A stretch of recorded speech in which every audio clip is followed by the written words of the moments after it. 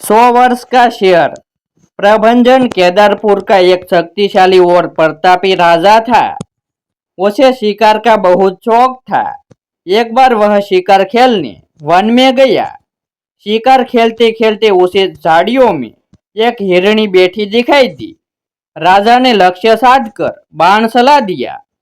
बाण लगते ही हिरणी दर्द से छटपटाने लगी। जब प्रभंजन निकट पहुंचा तो हिरणी क्रोध होकर बोली, राजन, मैं अपने शिशु को दूध पिला रही थी कि तुमने मुझे बाण मार दिया।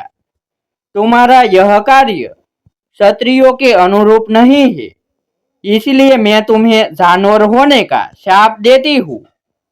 प्रभंजन बड़ा दुखी हुआ और क्षमा मांगने लगा। तब हिरणी बोली, राजन, शाप लौटाया नहीं जा सकता, लेकिन मैं इससे मुक्ति का उपाय बता सकती हूँ। तुम 100 वर्षों तक शेर बनकर भटकते रहोगे। फिर नंदा नामक गाय से सामना होने पर तुम शाप से मुक्ति पा सकोगे। इतना कहते ही हिरणी के प्राण निकल गए और शाप के प्रभाव से प्रभंजन शेर में बदल गया। वह वन में रहकर अपने पाप का प्रायश्चित करने लगा। इस प्रकार 100 वर्ष बीत गए। निकट ही गोकुल नामक एक ग्राम था।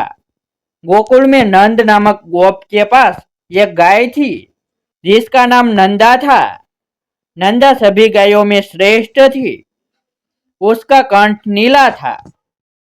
वह मधुर स्वर में रंभाती थी। एक दिन घास चरते चरते नंदा अन्य गायों से बिछड़कर एक गुफा के निकट पहुंची। उस गुफा में प्रभंजन शेर के रूप में रहता था। स्वस्थ और सुंदर गाय को देखकर उसके मुंह में पानी आ गया तो उसने झपाटा मारकर नंदा को पकड़ लिया। वह उसे खाने लगा तो नंदा गिड़गिड़ाते हुए बोली, ये वनराज, मुझे छोड़ दो। मेरा बछड़ा भूख से व्याकुल होकर मेरी प्रतीक्षा कर रहा होगा।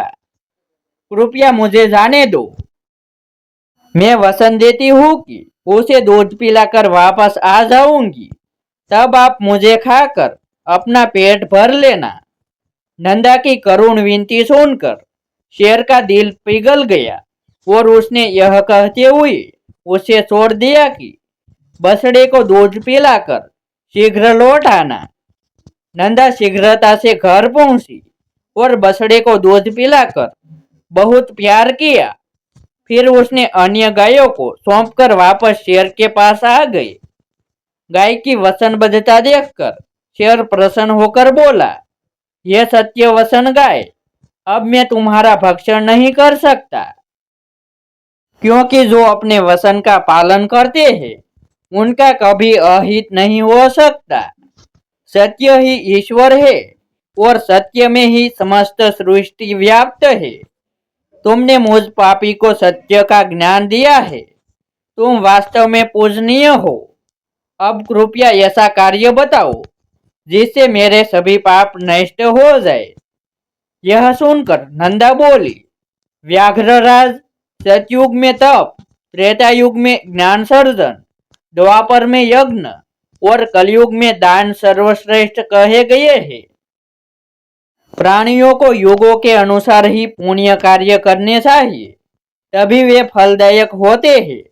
इससे मनुष्य के सभी पाप नष्ट हो जाते हैं। इस प्रकार नंदा से ज्ञान का उपदेश पाते ही प्रभंजन शाप से मुक्त होकर पुनः अपने वास्तविक रूप में आ गया। ऐसे ही नए नए वीडियो देखने के लिए हमारे YouTube चैनल सब्सक्राइब करें, वीडियो को लाइक करें और शेयर करें। फिर मिलते हैं एक नई स्टोरी के साथ।